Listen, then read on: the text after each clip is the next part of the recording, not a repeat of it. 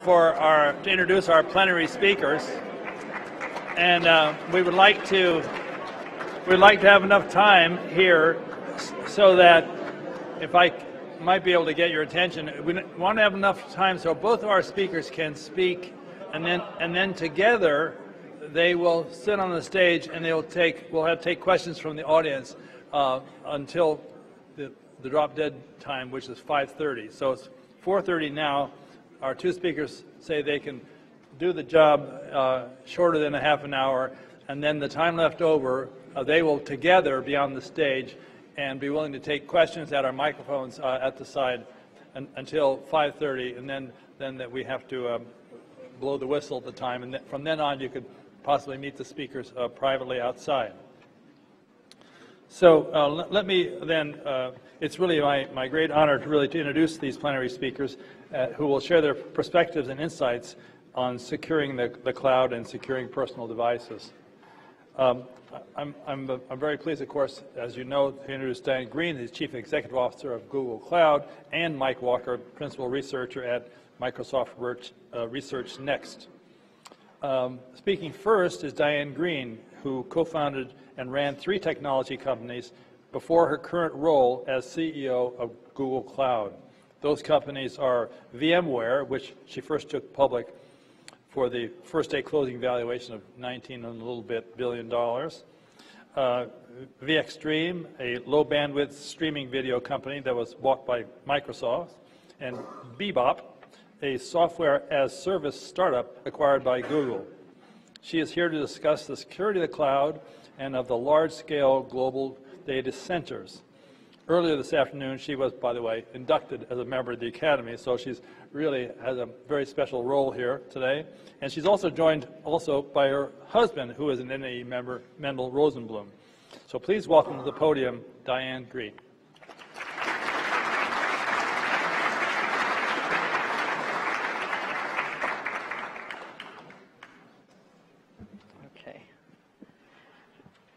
Okay, thank you very much, and congratulations to my fellow inductees.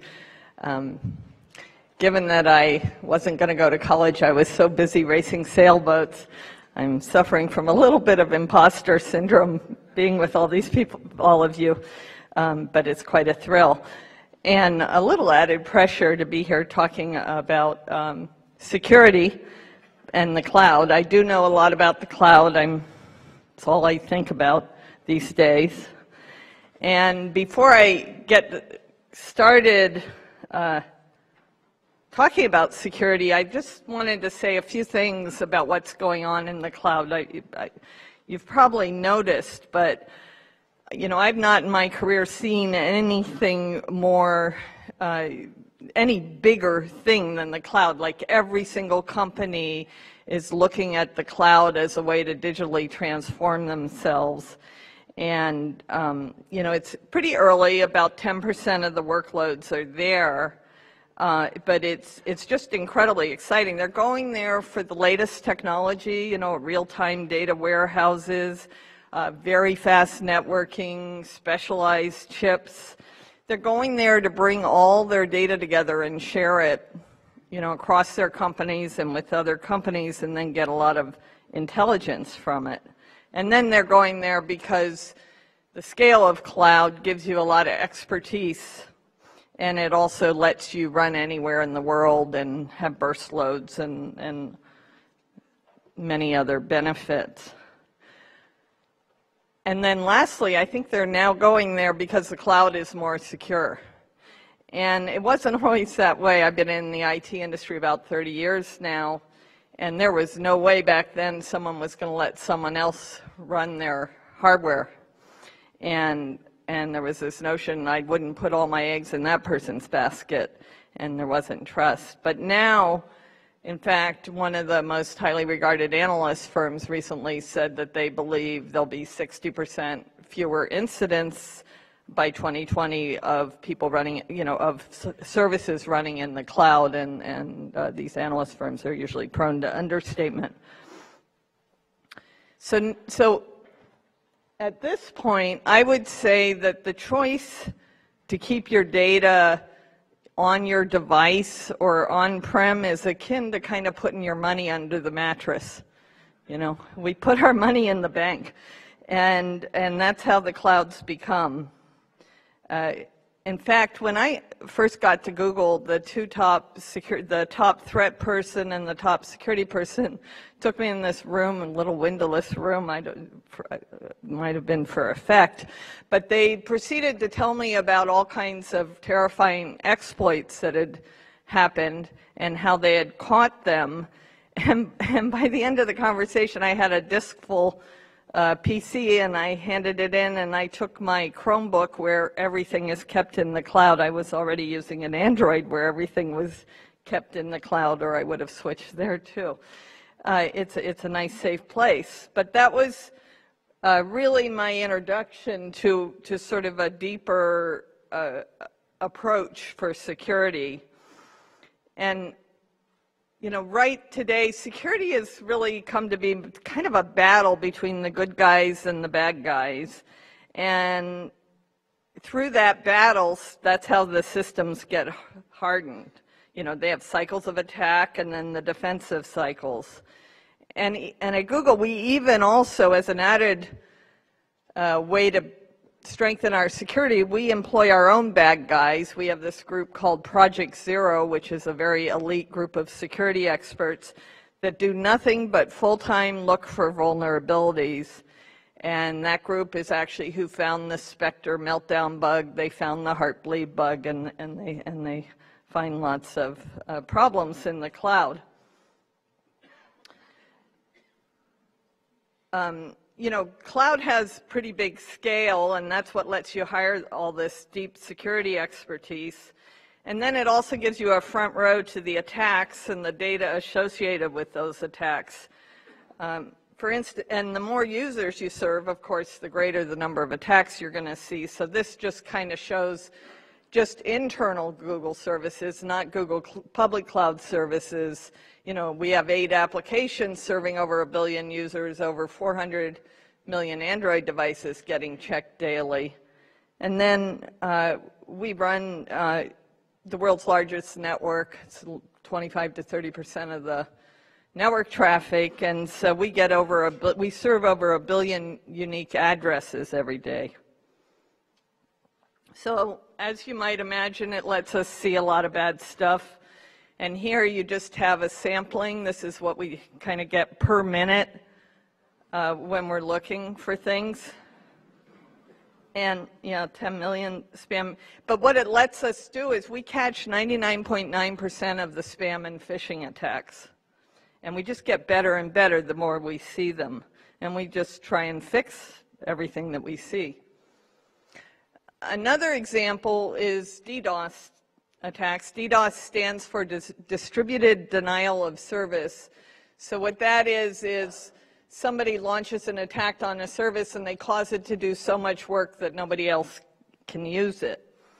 And our records show that this is just, these kinds of attacks have gone up exponentially, probably because they're one of the easiest kinds of attacks to do.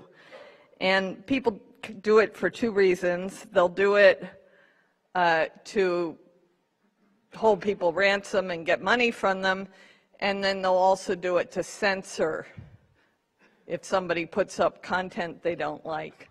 So we saw this, and we set up a group called, doing something called Project Shield, where we go out and protect news sites and media sites from DDoS attacks so they can't get censored. And we've protected billions of page views around the world in 70 different countries doing this. We're constantly dealing with new kinds of attacks. There's new trends all the time.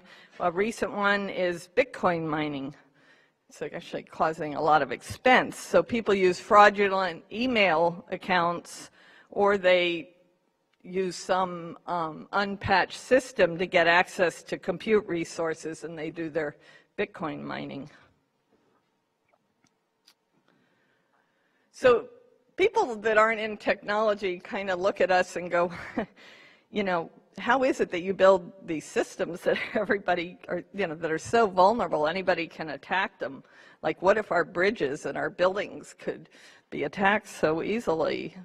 And the truth is, we actually don't know how to build systems with the level of functionality and performance that everybody's grown to expect, and make them simple enough that we can also protect them. So there's a trade-off between functionality and being protected.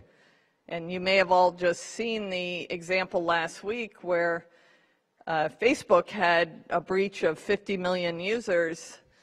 And it was kind of an amazing thing where the attacker took 3 kind of mistakes in 3 different systems and combined them together very cleverly to do that breach. And that sort of attack could happen to anybody. So, the same thing with Spectre, that was hardware that had been designed for performance, and it had been sitting there 20 years before it was discovered that you could exploit the performance optimizations to hack the system. So we're building systems that know they're going to be hacked, and we're trying to use that information now to fix them. Okay, we saw earlier this, the irrational exuberance in AI. I'll talk a little more about that. We all know that AI can be used for good, and we know it can be used for bad. I'm first going to talk about it being used for bad in the security area. And one thing I'll mention is that, bridges and buildings, they're designed to withstand nature, to withstand the 100-year storm. That's pretty well understood. But something new's going on where we're building systems that are quite complex that have to withstand humans specifically using their brain to target it and find exploits, or AI being trained to target it and find an exploit. So I heard a quote recently that one of the hard things about democracy right now is, for the first time, we can, rather than hacking nature to help ourselves, we're hacking the human brain. It's a similar concept. And so the machine learning algorithms, as he said, they depend on the quality of their training data. And if that training data gets compromised, you can hack the system. People are using this to do password cracking, timing attacks to get encryption keys, and even getting around surveillance cameras. Somebody showed me a paper, Martine, one of our new inductees, showed me a paper yesterday where you can specifically design glasses to fool the surveillance algorithm to be another person. And actually, a man could fool it that it was a certain woman. And there's just all kinds of hacks going on vision algorithms by giving the machine learning the wrong, the data it doesn't expect.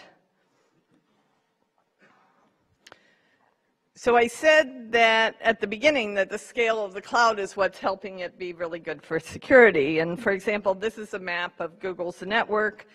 We've got 125 points of presence, or POPs.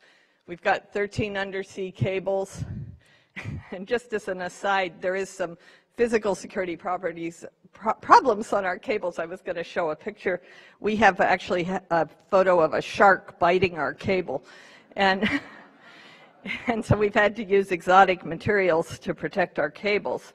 But anyhow, this global network, at this scale, has given us experience in handling all these different attacks. And what it lets us do is deploy protection worldwide to a huge number of customers all at once. So we can update millions of services very quickly, hopefully before there's any widespread vulnerability uncovered. It's really, the cloud environment's really built for this kind of continuous assessment and release process. and we've developed highly automated processes for updating and patching things in real time, which is part of why things are better in the cloud. Somebody says it's like butter. Everything goes better with butter. Everything's better in the cloud.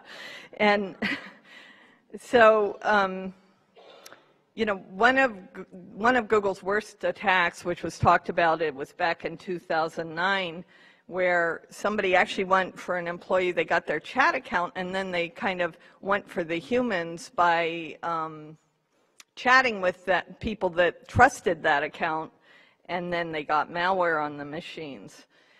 And once that happened, Google just went through a complete rethinking of what was needed in order to be secure. And this assumption that everything on the, you know, that you can have perimeter security with a firewall didn't seem right. And you had to operate on the assumption that everything, even inside your company, is on the internet and can't be trusted. And so one of the things we did was we said everything at rest and in transit by default is encrypted. But something else we did was we did contextual aware access. So what we do is we look at who's making a call, what kind of call they're making, where they're making it from, and what kind of device are they on, a managed device. And we have hardware-based two-factor authentication to handle that. And we can even do different granularity of access controls. So if it's extra confidential company information, we'll just automatically enforce an extra layer of hardware-based authentication where you touch a little piece of hardware on your managed device to prove it's you. And since we did that, we haven't had any successful phishing attacks. It's worked super well. It's also, you see it, there's a black market for credentials out there, and the price people will pay for a Gmail credential's gone way down now because the credential itself isn't enough, because you can also force, you know, if the system detects that the wrong person has the credential, they'll force a hardware-based two-factor authentication, and so the person won't be able to get in, so that reduces the value of the credential. The other thing we focused on was building security in layers all the way through the system, so that if one layer gets hacked, you won't necessarily get hacked anywhere else. So if it, you know, it starts with the physical layer. You know, in our data centers, we have biometric scanners, we have laser-based intrusion detection, we have metal shredding machines for disks that couldn't zero. We even have a catcher that you know, so if you try and tailgate someone into the data through the gates, it'll pick you up. Happened to a UPS truck. So we also developed something we call the Titan chip. So if a hacker gets through enough layers that they're down to the system infrastructure, so they try and change the system, or, you know, the OS or something, this Titan chip, when there's a reboot, will verify that it hasn't been tampered with. And that's in all our new servers, it's in our Chromebooks and so forth. So it gets activated on any reboot, and if it's been tampered with, it won't rejoin the network. Now, of course, if something is amiss, we don't yet have a way to automatically repair it. You know, we hope something down at that layer of the stack doesn't happen, and then we're working on the automation. You can see why, at this scale, automation is such a key objective. In fact, nowadays, there's more than 8 billion, our next speaker might have a more accurate number, more than 8 billion connected things on the internet. And so what we endeavor to do is just be aware of everything, all the network traffic, and we look to detect anomalies. But today we employ a large group of people to analyze those anomalies. It's still early. We can't do it automatically.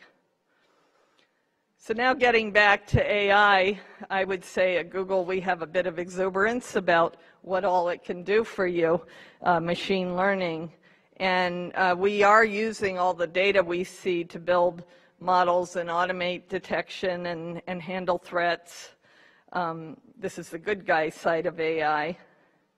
And since cloud computing really centralizes the data, it gives you a clear advantage where we can learn faster. And so we can prevent attacks that we see, you know, from happening in one place from happening in another. And with that data, we actually are starting to automate things. And one example is what we've done with safe browsing. One of the things a hacker will do is create a website that's almost exactly like, you've probably all seen these, the website you really meant to go to, and then that fake website tries to lure you in and get you to give away some of your credentials and phish that information. So we've been using AI to learn what a malicious website looks like, and then we warn the user with this red screen. A similar thing we use to filter spam, and we're protecting more than 3 billion devices with this safe browsing. Just one example. So shifting gears a little, I noticed tomorrow there's some training on testifying before Congress, so I thought maybe I would talk a little bit about what's going on the regulatory side. It's data privacy and the regulations are highly related to security in the cloud. And of course, any public cloud provider doesn't use the customer's data, not Google, not anybody. You know, we're just in the process of processing whatever the business asks us to process on their data. But sometimes we receive requests for customers' data, and we only provide that if we're legally bound to do that. And in fact, just last week, it turned out a large company got a big DDoS attack that brought down a very important service they had. And it turned out that the villain had hosted it on Google's cloud. So we got that thing fixed right away and down. But then we had PII, you know, personally identifiable information on the perpetrator. But it's our policy that we don't give data without a legal order. So we had to tell the company, go get a legal order and we'll help you out, and which they did, and we were able to help them out. But there's this kind of unfortunate trend towards people, you know, trying to solve for the implementation of how to get privacy, how to protect data. And one of the things people are tending to do is say data has to be local to a country. The bits, you know, they get to the border and they got to stop. And, you know, all the data has to be held within the borders. And while we could easily make a copy of the data to be within the border, there's really significant costs to the customer of having the only copy of the data be within the border of the country. You know, it can hurt reliability because you can't have multiple copies in different locations to handle a single point of failure. You don't get geographic distribution for things like earthquakes. It can even hurt security because it's hard to have the backups that are away from where you might have had data loss. And also, if you break data up into pieces and don't have it all in one place, that's another form of security. And then it can hurt performance because you can get high latencies when you're working with shared data across borders, or in some cases, if you're a global company, you can't even share your data across the borders.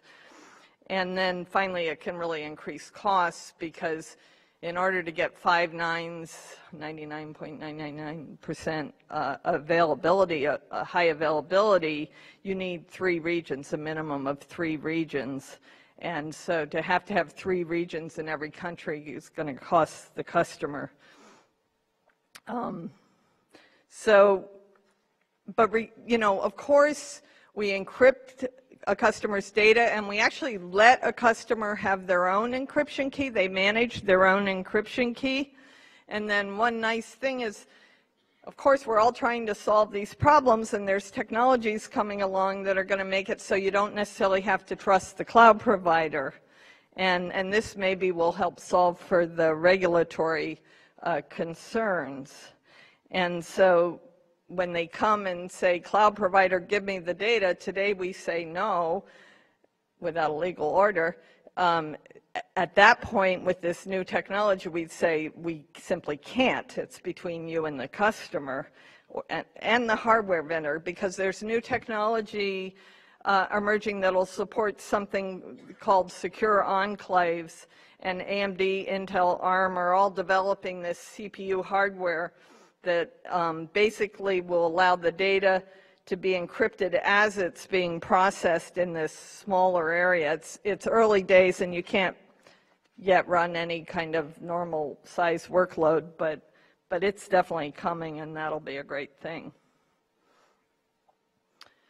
So that brings me to the end of my talk. You know, security, it's scary for all of us because we're depending more and more on these computer systems, and they clearly can be hacked. Moving to the cloud's improving things very significantly for all the reasons I just went through: distribution with multiple copies. You can defend it. A system can tolerate an exploit at one level, layered defense without impacting the other layers, sharding the data, breaking it apart, redundancy, so there's no single point of failure. And then, of course, the scale, where you get all the data on the attacks, and then the unbelievable centralized security you can get when you have the cloud scale to hire all these people. And I'll close with saying, security is a fascinating area.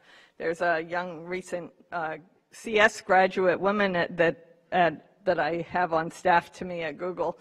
And the first job I gave her, I said, hey, I got this security talk coming up. Why don't you go out and help me get the numbers I want?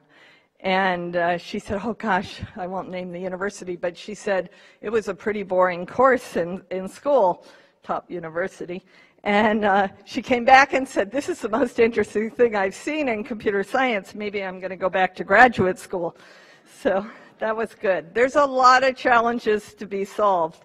How do we increase the security without making the computers much more inconvenient to use? How do we make the machine learning more secure, the data for the machine learning? How do we keep that from being hacked? How do we handle, that AI and humans are, the bad guys are working, they're smart and they're working very diligently to uncover any possible combination of mistakes that we may have made in a very complex system. And then how do we automate everything so we can detect these problems and then respond to it? So many challenges ahead, and we've got a long way to go, but I'm pretty optimistic. We're making huge progress on the path forward. So thank you very much.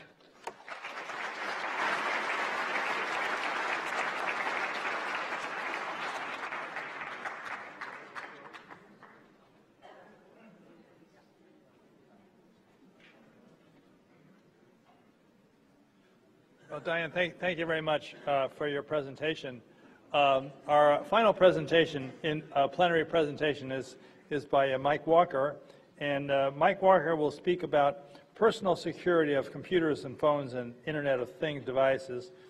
As the principal architect and managing director for enterprise architecture at Microsoft, he's responsible for the company's strategy, frameworks, and guidance. Before joining Microsoft, Mr. Walker led DARPA's Cyber Grand Challenge, a two-year, $58 million contest to construct and compete the first prototypes of reasoning cyber defense AI. You have to explain to us what that is.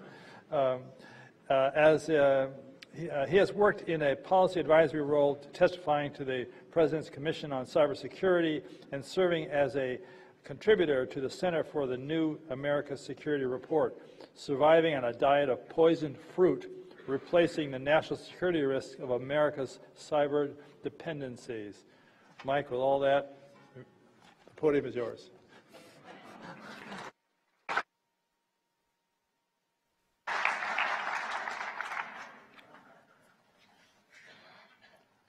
Thank you for that wonderful introduction. It is an honor to be here. It's an honor to follow Diane, and I think the moment in her talk that resonated with me most was the moment when she talked about walking into a windowless room filled with exploits. I've spent 15 years of my career in windowless rooms filled with exploits. I've made it out, and I'm here to talk to you today about the future of mobile and device security. And as I talk about that, it's important to start where we began. We've come so far from the personal computer revolution that I grew up with. The sacrifices and optimizations that were required to bring a graphical operating system to life on this machine are the stuff of American history. And if you visit the Smithsonian Museum for American History down the street, there's an exhibit that allows visitors to flip bits in the tiny array used to create icons on the Mac to practice this peculiar pointillism. The hardware designers behind the PC revolution were faced at every turn with the forcing function of optimization.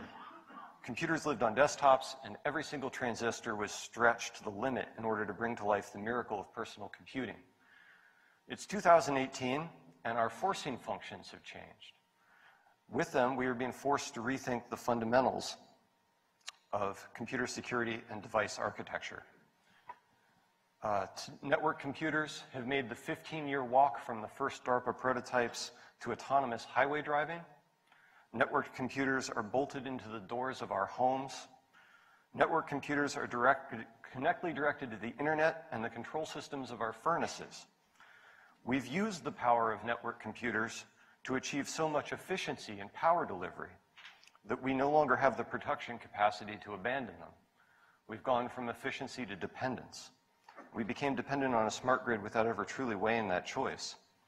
And while we weigh these newfound dependencies in the rearview mirror, our futurists are busy planning even more radical change.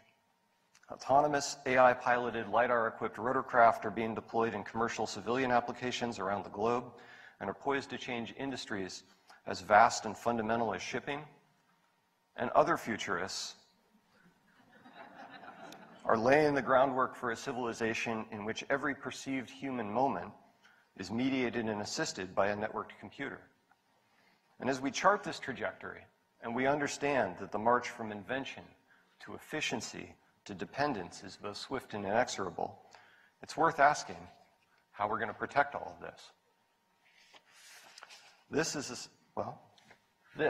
a security operations center. It's a 24-hour hive of computer security talent. It's staffed by specialized analysts, and it's capable of detecting attacks, diagnosing security faults, working incidents, keeping mission-critical services running in the face of active assault. This is how the world's critical compute assets are managed today. This is the stock trading floor of the ComSec field. Security operations centers, SOCs like these, are used today to protect servers and desktops. And they're going to be tasked to work intrusions into refrigerators, heart rate monitors, and vehicles moving at freeway speeds. And while that sounds challenging, when I try to imagine the stresses that will be applied to the SOCs of the future, there's one computer in particular that comes to mind. This is the Shield Dialet. This is a DARPA project. It's not a piece of a computer. It's intended to be a fully functioning, self-contained computer pictured here on the nose of a Lincoln penny, 100 micrometers square. It is in many ways more advanced than the Macintosh. It has power, it has wireless comms, it has storage, it has compute. It has a hardwired security key, a hardware root of trust. It has dedicated AES-256 crypto on board. There is no future for the Security Operations Center when I can carry a compute cluster in a Ziploc bag. We will never have an analyst working an intrusion into a speck of dust. The first forcing function for the future of secure connected devices is scale. Those security tasks that do not automate to billions of nodes are the tasks that we simply won't have access to in the future. The forcing function is scale, and the resulting mandate, quite simply, is automate or perish. This is a very different type of computer. This is a research prototype of a car hacking appliance. It's a push-button prototype for applying a known hacking technique to an automobile. A modern vehicle is a fleet of microcontrollers and CPUs aggregated into networks of networks, and one of those networks is usually the internet. A few years ago, London police released a remarkable statistic. About half of the cars stolen in the City of London were stolen without the use of physical force. I wonder when Aleph 1 wrote Smashing the Stack for Fun and Profit about 20 years ago if he knew that smashing the stack replaced smashing Windows for fun and profit. The table stakes aren't data anymore, and the consequences are disruptive. In the wake of a rash of hacking-enabled thefts, one luxury vehicle brand faced an ultimatum from insurers. Your vehicles are being hacked so easily and so often, they can't be insured anymore unless they're unlocked in a building. This risk calculus now connects entire software ecosystems directly to underwriting departments. Insurance companies are now in the business of calculating risk of adversarial interference in millions of connected control systems. Cyber insurance and premiums have doubled in the last 4 years from $2.5 to $5 billion. And while that growth seems explosive, it's probably lagging behind the risk.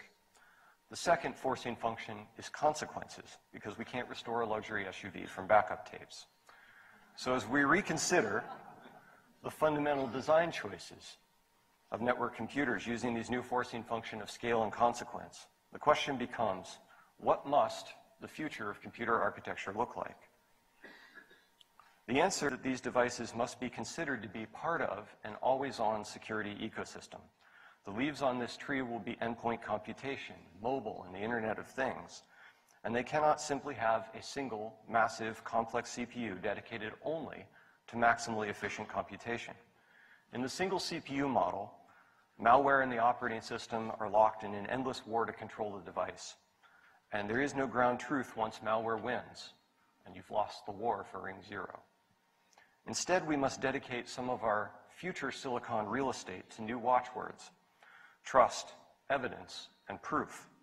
The first property of a modern device is a hardware root of trust. A hardware root allows a modern device to perform boot and runtime-based certificate-based authentication, the second property, on any code it runs. We start with trust, and we use hardware to check for proof that our code has been blessed. With these properties, we can boot a small, trusted computing base, a highly verified independent security subsystem with supervisory capabilities that allow introspection and modification across the device. Inside this trusted core, we can use everything we've learned about creating armored software: randomized execution, attack surface reduction, formal verification, automated auditing. It is within this trusted core that we can make the choice to put security first. This trusted core can be used to unroll the next property, dynamic compartments. And various technologies fill this space: sandboxing, jails, virtualization, and zones, but the core principle is the same. Complex general-purpose computation is limited in consequence by isolating security failures from the core functions of the device. A successful attack on an application should never create a foothold to attack the vantage point from which defenders are responsible for remediating attacks against the device. When we start with trusted introspection, we can generate trusted evidence of intrusion. And with these security properties in place, then we can remotely deliver the rest of the security stack: defense in depth, renewable security, and network failure reporting. From a trusted vantage point, unassailable by attackers, we can deliver signatures, renew security, and any of these mechanisms can alert and call for help. And we can see all of these properties alive and well today in complex mobile devices like the iPhone. The iPhone contains some radical technology transition that embodies these principles. One of the great feats of the formal verification community was the creation of a formal proof of memory safety properties against a flavor of the L4 microkernel, SEL4. The L4 kernel was adopted by Apple to build a security enclave inside the processor of the iPhone. It has its own instruction set, has its own code. This enclave is an example of an isolated trusted compute base. The enclave is an independent, simple, limited computer whose purpose is to retain certain keys and secrets, perform attestation operations on those secrets, and never reveal the plaintext of those secrets. Even if the main processor of the iPhone is compromised, the enclave can treat the phone's main CPU as an untrusted node, and payment processors have the option to trust interactions with the enclave, even if they know the OS to be compromised. That is a remarkable resilience property, created not through superior software engineering on a single CPU, but instead through a complete architectural revolution.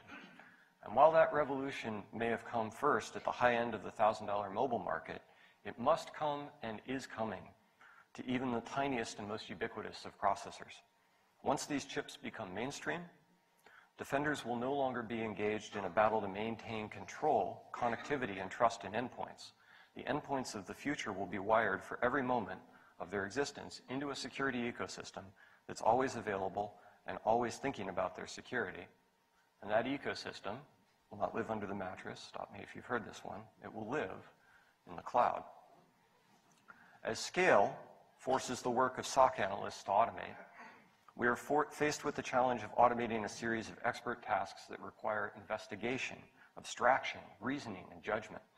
The other half of the equation for the future of mobile security is artificial intelligence that can perform these expert tasks at scale, at speed, with high confidence in the cloud.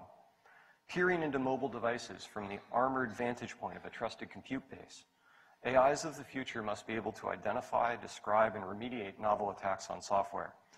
And I don't mean attacks that have been previously identified by security researchers, but new hacking techniques, spotted in the wild, identified, described, and acted upon entirely by AI systems. 2 years ago, the Defense Advanced Research Projects Agency challenged the world to do exactly this. On Thursday, August 4th, 2016, the world watched as the first cyber reasoning systems capable of novel attack and defense engaged in a live battle for points with a grand prize of $2 million on the line. DARPA challenged these systems with remixed versions of some of the most famous problems from the history of computer security. And one of those problems was a loop satisfaction bug in SendMail known as Crackadder, discovered a decade earlier by a world-class bug hunter named Mark Dowd. The clip I'm going to play for you now, with the help of the AV team, is from the live feed of that event 2 years ago. The mail sender was designed to be the hardest rematch challenge that we made. It was based on the original Crackadder vulnerability. Our implementation of the mail server challenge basically wanted to strike a balance between the difficulty and the complexity of the original bug in SendMail and Halvar's example that was sort of a carved down subset of the problem. Either way, they are all sort of the classic state machine problems that are very, very difficult for program analysis. Those nearly infinite possibilities and that halting problem that we talked about before clearly come into play here. So Mechafish was the only team to actually successfully POV against our version of Crackadder. That applause at the end is hackers applauding a hacking system, which is a moment. But that was a feat of bug hunting considered world-class by the computer security industry, and it was achieved live by an autonomous system without any a priori knowledge and any access to the source code. That is a debugging trace represented in 3 dimensions of the input that caused the crash in the loop. The AI didn't just communicate that a bug existed. It wrote its own proof and test case. It built the knowledge necessary to exploit and defend against this flaw in real time. This is Mayhem, the AI that won DARPA's Cyber Grand Challenge. And in this picture, Mayhem is resting in the Smithsonian across the hall from the Mac exhibit, where you can flip bits to make an icon. Because it won, Mayhem got to do something that no other AI has ever gotten to do. It got to play in the biggest, most competitive hacking contest on planet Earth. It played in DEF CON Capture the Flag. DEF CON CTF is a live competition between international professional hacking teams. It is the pinnacle of human achievement in the field of adversarial computation. This is time-lapse from the floor. Mayhem was a first-generation AI when it squared off against the world's best hackers. It didn't win, and it suffered some teething issues as it was plugged into a game a bit unlike a game it was designed to play. All the same, Mayhem accomplished something remarkable. It discovered and exploited a zero-day flaw in software that no human team managed to exploit during the entire 2-day competition. Mayhem learned on its own to leverage the ability to write a single null byte into an application's process. And it turned that leverage into full remote control of an application. It did it quite successfully for hours under the defending eyes of the world's best. With victories in fields as diverse as Go and language translation, AI continues to surprise us with its rush towards human parity in many fields. Now, while human parity in the ComSec field is a long way off, the foundations have been built. The dream is alive. The dream and the promise of self-driving cars took nearly 15 years to reach America's highways. And the AI prototypes of CGC are still a long way from transforming the world's security operations centers into AI powerhouses. But even so, 2 years later, the forcing functions of scale and consequence are pushing us in the direction. and progress has been surprisingly swift. First, just this summer, the world saw the commercial release of a microcontroller with a trusted computing base permanently wired into the cloud. As secure by design microarchitecture makes its way from $1,000 phones into the most ubiquitous parts that compose the Internet of Things. Second, there is now a commercially available cloud AI that can hunt for zero-day bugs in arbitrary binary software and deliver fully functioning proof cases to developers around the world. And finally, plans are underway at major cloud companies to build these types of armored vantage points directly into the compute fabric of future clouds, providing unassailable introspection into workloads to the AIs that will defend the future of compute. The future is already here. It's just unevenly distributed. Microarchitectural security will be built into each mobile device at time of creation, and each device will be connected to a cloud-based AI responsible for its safety. These AI will transform the adversarial domain of computer security from a slow contest played at distance between teams of human thinkers to a contest waged at scale between thinking machines. We've lived for years with the structural disadvantages of human defense, and AI is going to give us the choice to level that playing field at last. Thanks very much.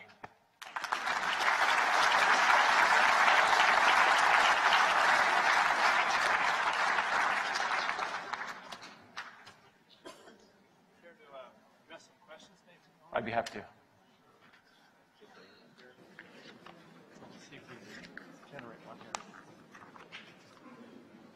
If someone would like to ask a question, the floor is open.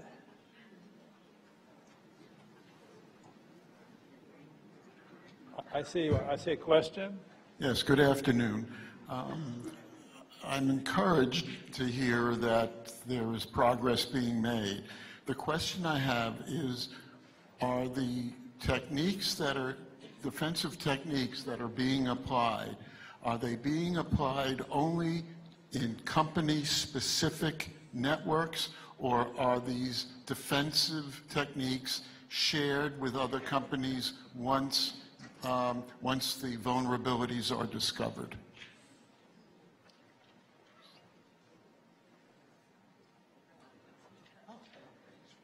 That's a big question.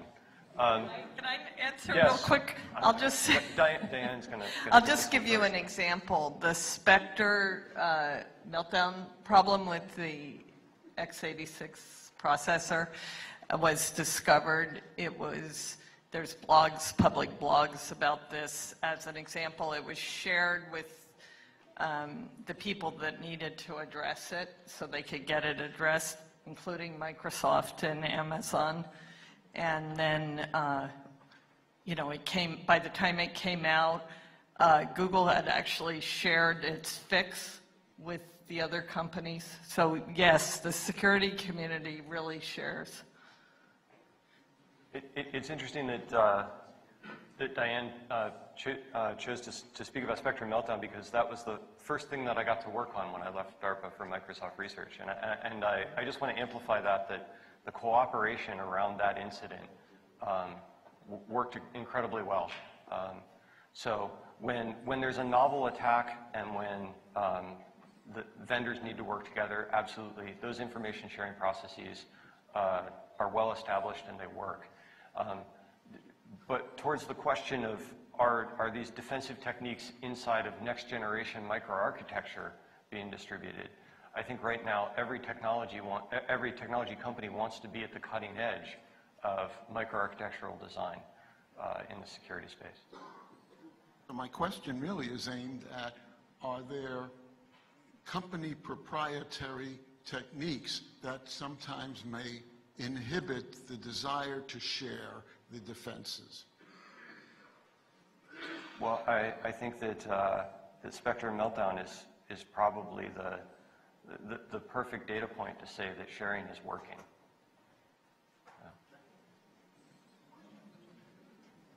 Another question. Thank you. Two questions. I enjoyed your talk. Thank you very much, both you and Diane. Given the Moore's law scale down, we cannot continue with that. How much overhead you articulated very well the 7 properties that you care about: compartmentalization, hardware root of trust, and so on. How much overhead do you think, and have you benchmarked that security will add to our devices when we seek performance? That's the first question. And then the second, having, you worked in DARPA, we hear a lot about quantum information science and being able to manipulate particles at subatomic levels.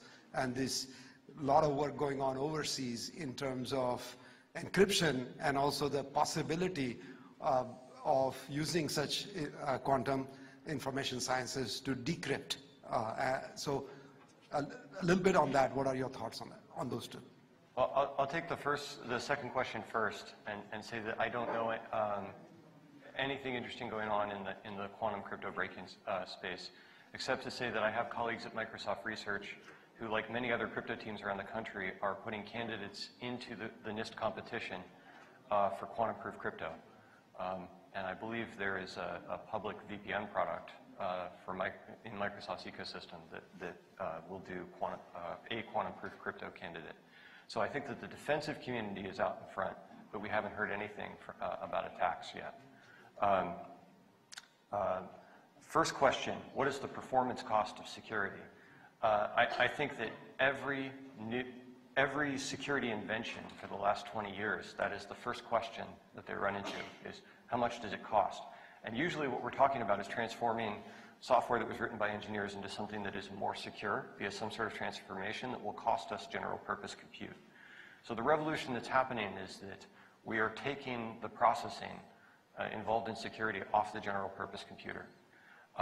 So the goal is we pay for the silicon to have that trusted introspection, and we leave the general purpose computer alone to run as fast as it can. And once you've made that investment on the die, then you don't have to kind of try to cook security in later at the compile time, at runtime, all these other protections. Hi, I'm Alfred Spector. Hi, Mike. Nice presentation. So, of course, we've had sort of some trusted components for a while, the TPM chip in most every laptop that's there. We heard about the great work Apple has done. Diane mentioned the work that Google does to maintain the boot processes in its data centers, et cetera.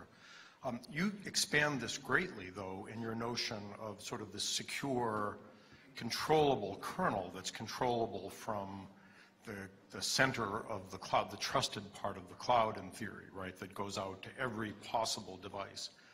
It's very nerve-wracking to me because it kind of goes along with the old story we had: to err is human, but to really foul things up requires a computer. And the central control center could foul absolutely everything up in one fell swoop. So how do we protect against that form of failure when everything is then centrally controlled, et cetera? Must be something you've thought a lot about. Absolutely. It's worth saying that we know that once the trusted vantage point in microcontrollers and ubiquitous devices exists, that we can build AIs that can both diagnose faults and take action. But it's also worth noting that no one has done it yet. And that process of gaining confidence in an AI that can make high consequence decisions is probably going to look a lot like the process that we're going through with learning to trust vehicles on the highway, because those are high consequence real-time decisions. So an enormous amount of testing and modeling. The reason these types of advances take decades is that you have to incrementally build more complex, bigger test beds. Cyber Grand Challenge was an incredibly small, synthetic, DARPA-built test bed. That reasoning system that I spoke of earlier, it's known as, well, first as SAGE, then as Springfield, now as MSRD. But that is a bigger test bed with an AI that is looking for zero-day flaws in the world software. And I think that we're going to see humans come to trust these sorts of decision-making systems very slowly as we have both bigger test beds and time. Thank you. So, Ed Frank, so it seems to me that Heartbleed's a great potential case of, whether AIs would have found what to me seemed like a pretty simple bounds checking bug. And I'm curious if you can comment on the state of these AI systems for finding bugs like Heartbleed. Which one was the simple bounce check bug? Heartbleed was, right? Oh, okay. Well, Heartbleed, found by Google Project Zero. The flaw itself looks pretty simple. And you can think to yourself, well, if I have a test harness that automatically generates flawed inputs, it could learn about this heartbeat function, which is literally copy 15 bytes that I've sent to the server back to me, or some number of bytes. It's protocol dependent. The problem with finding Heartbleed autonomously was not the problem of generating a test case. It was the problem of determining that what was coming back was a critical security failure, because it did not crash the software. It was an instrumentation failure. And it specifically, an autonomous testing system would have to make the insight that that was protected data. So it's those kind of insights that are hard to automate, and that field of building autonomous systems to be able to make those insights is alive and well, and it's a new market. So I would put that top on a features list, is tell me when the application under test is silently leaking critical data without crashing. Hey, Arthur Bagger from MIT. Are these, do you see this being institutionalized by countries? And I guess the follow-on question, you know, like we have a Department of the Army, are we going to have a Department of the Cloud to have to address this? Well, when I worked for the Department of Defense, I would say I don't speak for the Department of Defense. I certainly don't speak for the United States government now that I work for Microsoft Research. It is worth noting that an unprecedented large acquisition vehicle was recently put on the street, JEDI, and an extremely large cloud is going to be procured by the federal government. I don't believe that that decision's been made yet. But there will be a vendor, and that cloud will almost certainly be a sovereign cloud whose dataship and ownership rights are split like other sovereign clouds, which is an international phenomenon now. So certainly I would, the public solicitation is on the street that says that the United States government is going to continue to invest in large sovereign cloud investments, and other steps may follow. I guess the follow, though, we have an army to essentially compete with other nations if we have to. Do you see Department of the Clouds competing? Well, certainly the cloud vendors are competing. But I think that probably from a national perspective, what you may see is privacy regimes, data localization regimes competing for maximum economic benefit versus data privacy, and that's going to be, that's a contest that no one really knows the future. I think we've been surprised just by the immediate impact of GDPR. Thank you. John Kasakian, MIT. Two very interesting presentations, but I'm not sure whether I should leave here optimistic or pessimistic. And the one takeaway that seems clear is use the cloud. But the other takeaway that I have is the picture of what you call a security control room that, with all the screens and so forth. It looked like there were about 100 screens and maybe 100 chairs, and there was one guy sitting in that room. So I want you to help me. Should I leave here being pessimistic or optimistic about the security of my data in the future? Well, the first thing I'll notice is that one person always has everybody else's pager number.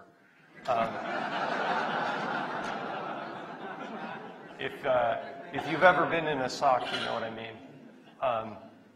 But having said that, I do not like to paint as a 20-year computer security professional too rose-colored of a picture, because taking something as beautiful as the personal computer and connecting it to the internet and kind of watching what anonymity and scale has done has been kind of scary. I mean, we hear data breaches every month, and as Diane pointed out. I am, for all the work I've done on red teams and blue teams, an optimist. And I do think that we have to have the cloud connected, and I'll tell you why. The problem is getting towards something that can function like an immune system. If an attacker can build a skeleton key, an exploit that works anywhere, and they can attack one device at a time, and that device can never squawk and tell us about it, then we can't ever learn and we can't react. We can't build T cells. So that trusted computing base and its unassailable sensor are half the equation. But what the cloud provides us is we always get a report. There's no such thing as a use forever attack tool. There's just use once attack tools, and that is a huge cost imposition on attack teams. So when I say that the future is better because we can level the playing field, I don't want to claim that we're not going to have hacking in the future, that we're going to have breaches or incidents in the future. But that leveling of the playing field, that creation of a computer security domain that can only be contested by machines, does mean that the most expensive, best engineered machine can win. And certainly we've always been investing way more in defense. I mean, offense has always been an incredibly asymmetric player on the cost side. And if we can just make it a fair fight, I think that defense will have the upper hand. I think with that confidence we now have in our security, we should call this session to a close. It's now 5:30, and we'll meet to have a reception outside, and Mike and basically everybody would like to be there. Diane, great, thank you very much. But I do want to tell you that Mike will be here tomorrow